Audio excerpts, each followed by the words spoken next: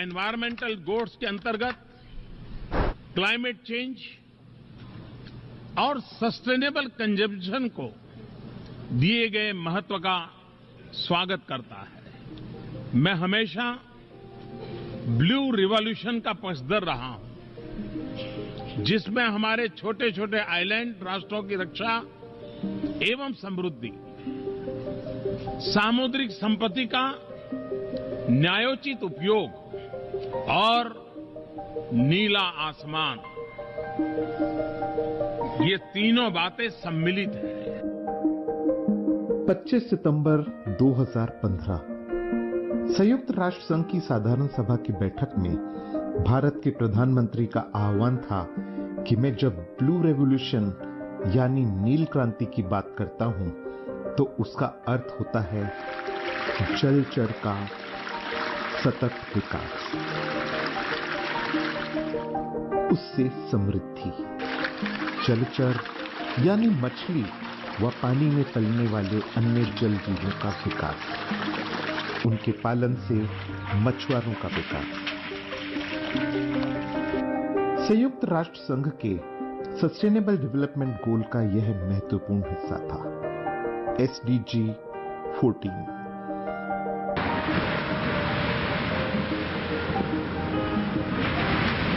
तब प्रधानमंत्री ने कहा कि आज भारत के विकास का एजेंडा इन सस्टेनेबल डेवलपमेंट गोल्स में स्पष्ट झलकता है।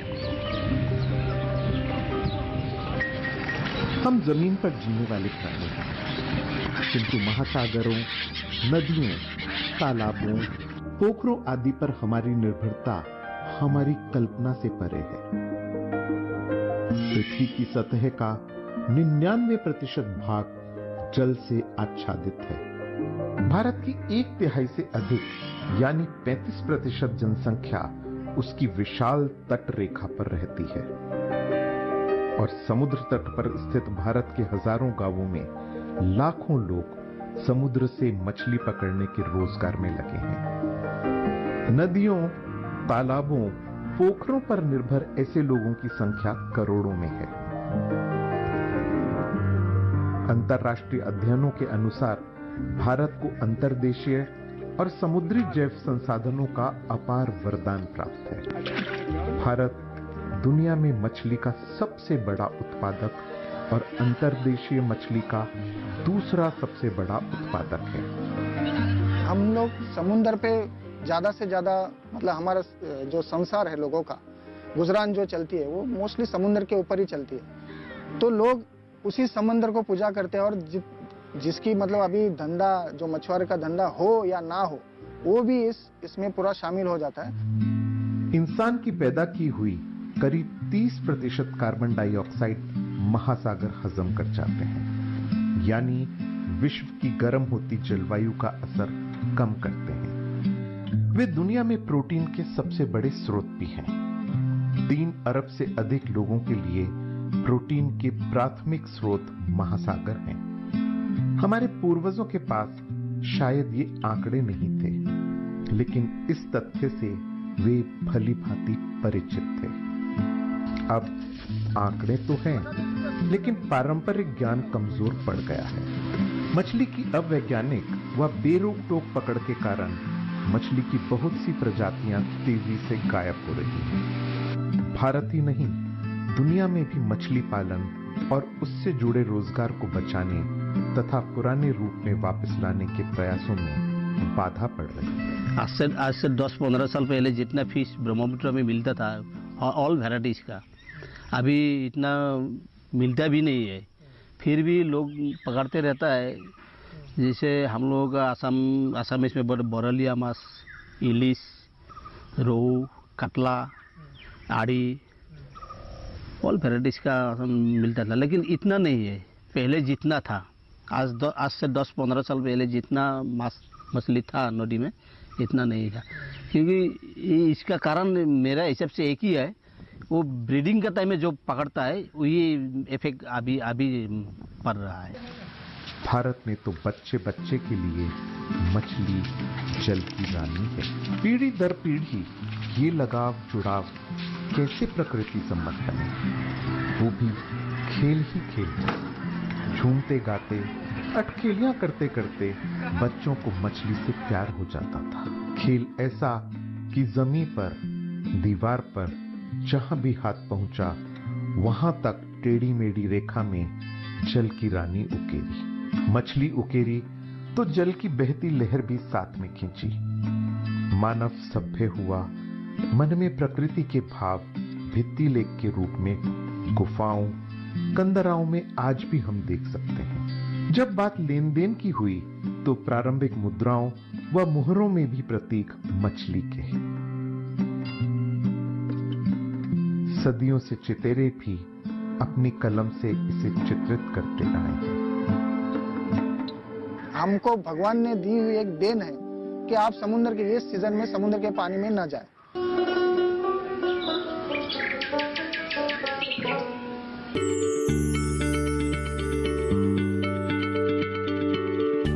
क्या आप किसी बीमारी से परेशान हैं?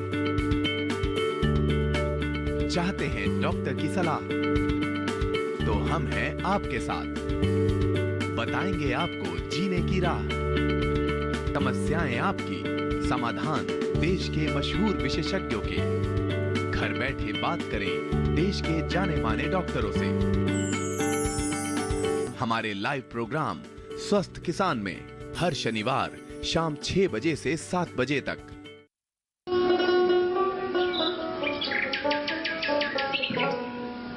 मछली शल्कों वाला एक जलचर है। कुदरत ने इन्हें कम से कम एक जोड़ा पंख दिया है। स्वच्छंद विचरण करने को नदी, झील, नाले और समुद्र दिए। दुनिया में लाखों प्रजातियां तो नाम भी लाखों।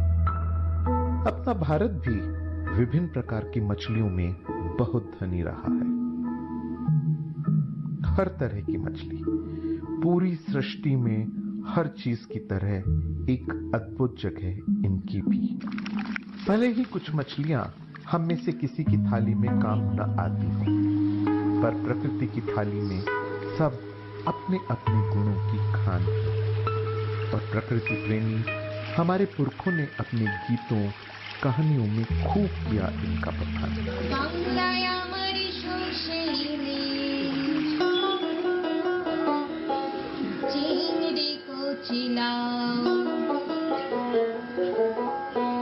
বাংলা পার্শ্বে মাছকে ধুয়ে জিরের বাটায় দাও। বাংলায় আমার সর্ষে ইলিশ চিংড়ি কচিলাও। বাংলা পার্শ্বে মাছকে ধুয়ে জিরের বাটায় দাও। বাংলায় আমার সর্ষে ইলিশ চিংড়ি কচিলাও। বাংলা পার্শ্বে মাছকে ধুয়ে জিরের বাটায় দাও। বাংলা ভুলে কি করে, বাংলা বুকের ভিতরে, বাংলা ভুলে কি করে, বাংলা বুকের ভিতরে।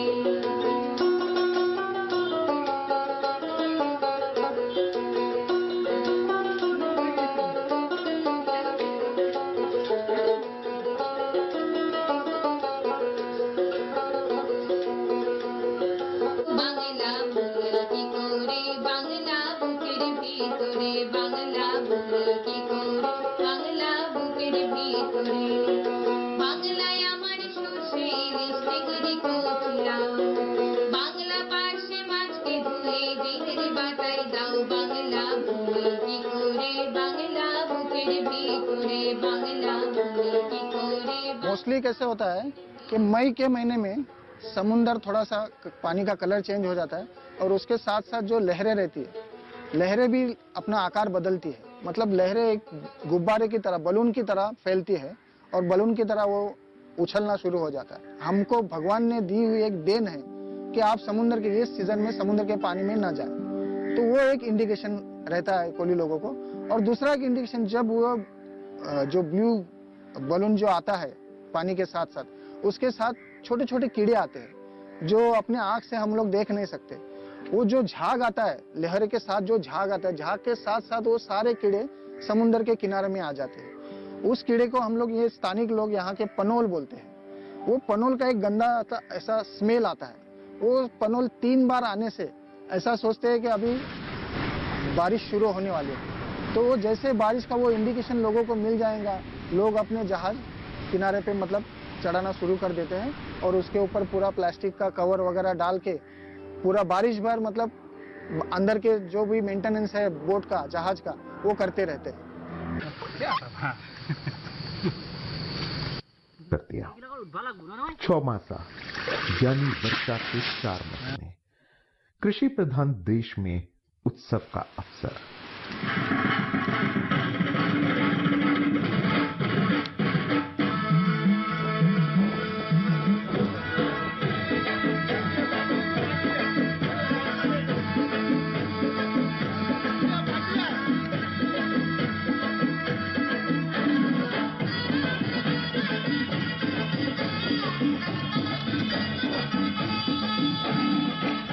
वहीं समुद्र तटों, झीलों, नदियों से मछुआरों की दूरी। अब जल में नाव नहीं उतारेंगे, ये समय है मछलियों के प्रजनन का। जब तक जीरे देने का काम मछलियां कर लें, यानी अंडे अच्छे से पनप जाएं, अपनी अगली संतति तैयार करेंगी तो उसको पलने बढ़ने दो। तब तक मछुआरे अपना जाल पानी में नहीं उतारते।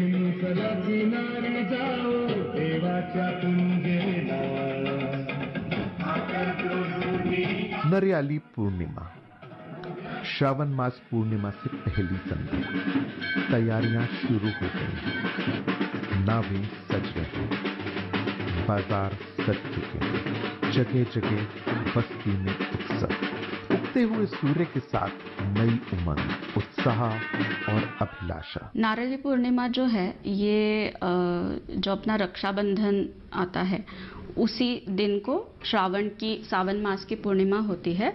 और ये ज़्यादा तो मछुआरे जो होते हैं, मछुआरों के कम्युनिटी में ये उत्सव मनाया जाता है, या फेस्टिवल भी बोल सकते हैं।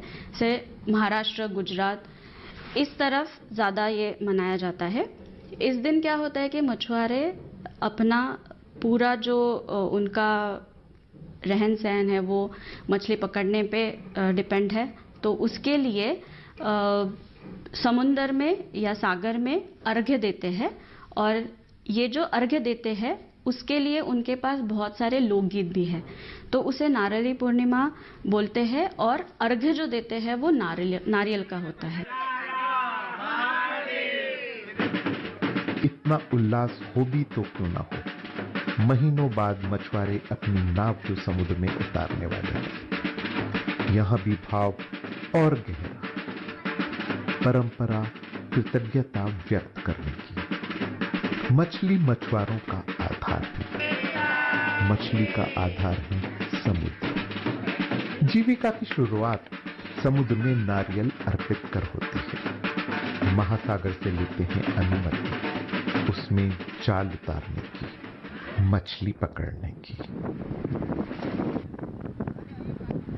हमारे लोग जब मछलियां पकड़ने के लिए जाएंगे नाव से, तो हमारे बच्चों की रक्षा करना, इसी तरह की प्रार्थना होती थी। बाद में समुद्र की पूजा होने के बाद वो घर पधारते थे और घर में मीठा खाना परोसते थे, और फिर से मन में अपार श्रद्धा लेकर सागर की तरफ से वो अपना जीवन फिर से शुरू करते थे।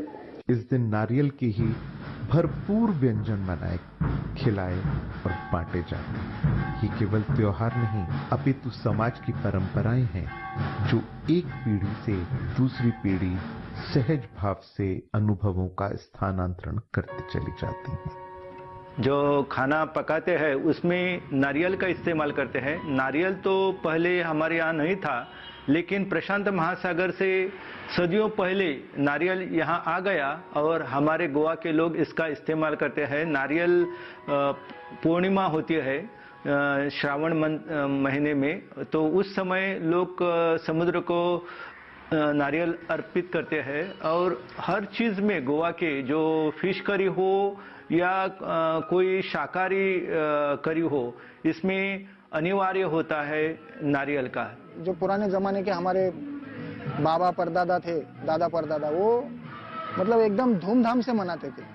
अभी क्या है, उसमें थोड़ा सा ट्रेडिशनल जो हम लोग 20वीं सदी में आ रहे, वैसा वैसा ये सब थोड़ा सा चेंजेस हो रहा है। मतलब ऐसे अगर कहने जाओ तो डीजे वगैरह सब उसमें आने लगा है।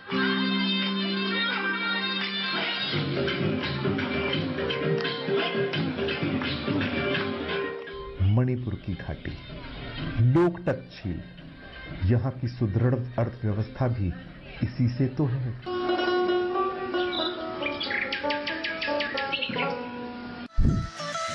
खुशहाल होंगे खेत, पशु रहेंगे स्वस्थ, सरकारी स्कीम का होगा लाभ, जब एक्सपर्ट्स का मिलेगा साथ, आपके सवाल विशेषज्ञों के जवाब, सिर्फ एक फोन कॉल की दूरी पर।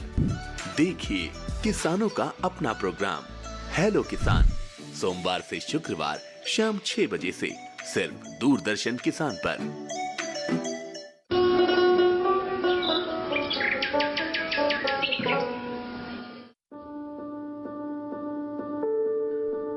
प्रकृति ने जहां जैसी व्यवस्था दी, समाज ने उसे वैसे ही सहर्ष स्वीकार किया। देखिए मणिपुर की घाटी, लोकटक झील, यहां की सुदृढ़ अर्थव्यवस्था भी इसी से, तो वहां के लोगों ने संस्कृति में सहेजा भी उसी रूप में। घाटी की महिलाएं उतले पानी में मछली पकड़ने के लिए लौंग नामक कटोरे नुमा बांस की टोकरी प्रयोग करती हैं। टोकरी को कटे हुए बांस के टुकड़ों से बुना जाता है। घरों के आगे से बहते पानी का नाला, जहां तेरा मेरा नहीं हम सबका है, अपना हिस्सा अपने भाग, ये मानते हुए मिलजुल कर मछली पकड़ना। प्रत्येक समाज की जितनी अपनी अनोखी परंपराएं, उतने ही नायाब तरीके मछली पकड़ने के रहे हैं। बचपन से ही मछली कैसे और कब पकड़ना है, यह पाठ पढ़ना हम सबके खेल खेल में, व्यवहार में शामिल होता रहा। मछुआरे और मछली का अनन्य रिश्ता रहा, जहां जाल को बुनना जितना जरूरी, उससे कहीं ज्यादा जरूरी उसे बनाने के नियमों का पालन करना। जाल की जाली भी कितनी बड़ी हो और कितनी छोटी, इसका भी ध्यान रखना। कम उम्र की मछलियां उसमें ना फंसें, ऐसी बातों को हमारे समाज ने कभी नहीं बोला। इतना ही नहीं, तालाब में जाल अलग प्रकार का होगा तो नदी में अलग, ये सब भी निर्धारित। जिसको जो पसंद आया या सहूलियत हुई, वैसा जाल बना लिया, ऐसा नहीं था। जाली का साइज बिल्कुल तय।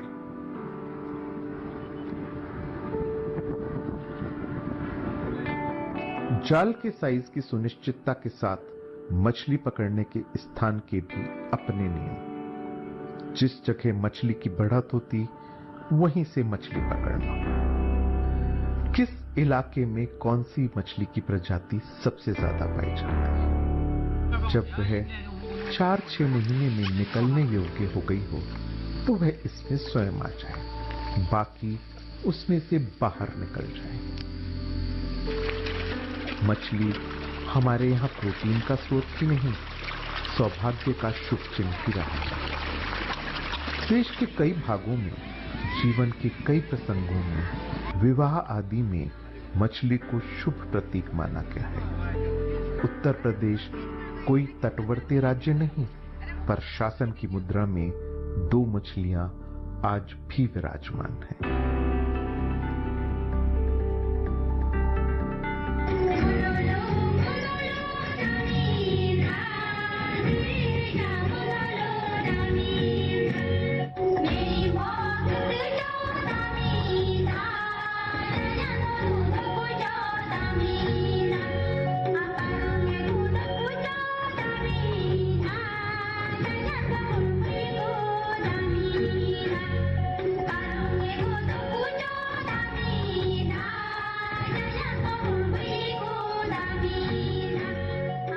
परंपराएं अलग पर उद्देश्य एक। मछलियों का लालन पालन, भरण पोषण, घाट घाट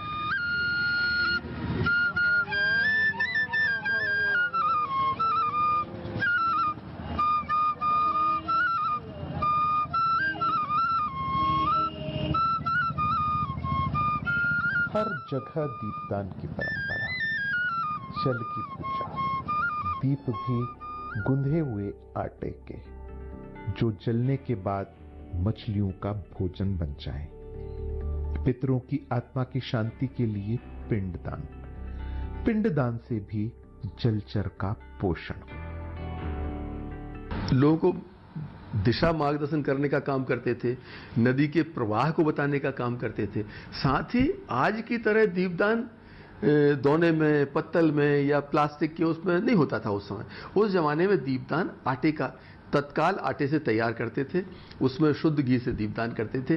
तो दीपक बुझने के बाद वो जो आटा बचता था, वो मुझे लगता है कि जो जलचर होते थे, मछलियां हैं, दूसरे जीव जंतु हैं, उनके भोजन का भी एक आधार बनता था। तो शायद लोगों के मन में ये भी रहा होगा कि हम इस माध्यम से दो तरह से लोगों को एक तो मार्गदर्शन भी करेंगे, साथ ही जो जलचर हैं, मछलियां हैं, जीव हैं, उनको भोजन के लिए भी हम अपनी तरफ से कहीं ना कहीं अपना योगदान दे पाएंगे। शायद ये भी एक कारण रहा है।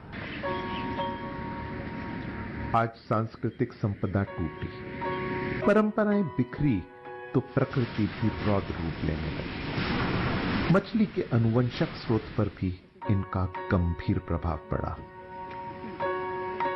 इनकी संख्या दिन प्रतिदिन कम होने लगी। इनके अस्तित्व पर ही खतरा मंडराने लगा है। नई नई तकनीक आई, जिससे मछलियों का शोषण हुआ। औद्योगिकरण के युग में और अधिक की चाह ने कई प्रजातियों को तो लुप्त प्राय अवस्था में ही पहुंचा दिया। आप बायोडायवर्सिटी के एक भी घटक को छोड़कर आप जो है सफलता प्राप्त नहीं कर सकते। गंगा नदी की आप बिना डॉल्फिन के कल्पना कर सकते हैं? हो नहीं सकती। और गंगा नदी में जो प्रयास किया उसके कारण से आज डॉल्फिन्स की जनसंख्या वापस कितनी बढ़ी है। जब 2014 में हमने इसका फिजिकल सर्वे करवाया था, राफ्टिंग किया था पूरी गंगा का, तब बमुश्किल कोई जो है 200 से ज्यादा डॉल्फिन साइट नहीं हुई। अभी अगर जब 2018 में किया था तो ये संख्या बढ़कर के हजारों में हो गई थी। और अब तो डॉल्फिन सेंचुरी बनाने के ऊपर हम काम कर रहे हैं। इसी तरह से हिल्सा फिश जो है, वो गंगा की कल्पना उसके बिना नहीं की जा सकती। अब हिल्सा फिश जिस तरह से ओवर एक्सप्लॉयटेशन हुआ, समाप्त हो गई। बांग्लादेश में जिस तरह से, क्योंकि उसकी ब्रीडिंग नॉर्मल नेचुरल कोर्स में बांग्लादेश में होती थी, जो गंगा का हिस्सा बांग्लादेश में है उस हिस्से में होती थी, उसके कारण से हमारे यहाँ उसका संकट, अस्तित्व का संकट सब हो गया था। वो एक्सटेंट होने के कगार पे थे। मैंने एक प्रोग्राम लिया Indian council of agriculture research के साथ में। अब हम फरक्का के डाउन स्ट्रीम से हिल्सा को कैप्चर करते हैं, उनको नर्चर करते हैं, उनको मल्टीप्लाई करते हैं, उनको जियो टैग करते हैं और फिर गंगा में छोड़ते हैं ताकि उनका मल्टीप्लिकेशन हो सके और उसके अनुकूल परिणाम दिखाई देने लगे। तो गंगा में रहने वाले, गंगा पर केवल हमारा अधिकार नहीं है, इस धरती पर केवल हमारा अधिकार नहीं है। ये सारे विनाश का कारण यही है कि मनुष्य ने अपने आप को मालिक समझना जो है वो प्रारंभ कर दिया। जितनी मेरी जो है हिस्सेदारी है, उतनी हर एक जीवाणु की हिस्सेदारी है। परंपराएं दर की तो ज्ञान भी सिमटने लगा, और जो अपने आप ध्यान रखा जाता था उसके लिए सरकार को कानून बनाना पड़ता है, नियम लागू करने पड़ रहे हैं, लेकिन वह कारगर नहीं हो सकता। आवश्यकता है सभी प्रजातियों की उनके नैसर्गिक विरासत की रक्षा के लिए परंपराओं को फिर से गुनगुनाने की, उनको सहेजने की। आखिर हमारे पुरखों ने सदियों के अनुभव से इन्हें पिरोया था। বাংলায় আমার সর্ষে ইলিশ চিংড়ি কৌচিলা, বাংলা পার্শে মাছকে ধুয়ে জিরের বাটাই দাও। বাংলায় আমার সর্ষে ইলিশ চিংড়ি কৌচিলা, বাংলা পার্শে মাছকে ধুয়ে জিরের বাটাই দাও। বাংলা ভুলে কি করে, বাংলা বুকের ভিতরে, বাংলা ভুলে কি করে, বাংলা বুকের ভিতরে।